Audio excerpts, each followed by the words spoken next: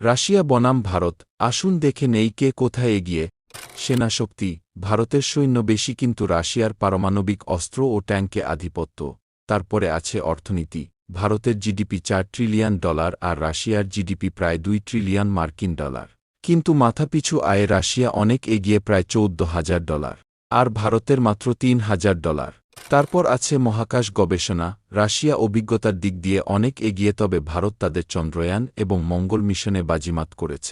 আন্তর্জাতিক প্রভাব, রাশিয়া জাতিসংঘের নিরাপত্তা পরিষদের স্থায়ী সদস্য, কিন্তু ভারত নয়।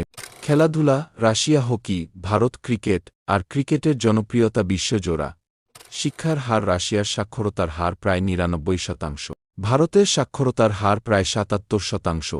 পর্যটন, রাশিয়ায় নর্দার্ন লাইটস, কিন্তু ভারতে তাজমহল থেকে হিমালয়, বৈচিত্র্যে ভরপুর। ভিডিওটি ভালো লাগলে একটি লাইক দিন এবং এমন ইনফরমেটিভ ভিডিও রোজ পেতে চাইলে চ্যানেলটি সাবস্ক্রাইব করে পাশে থাকুন।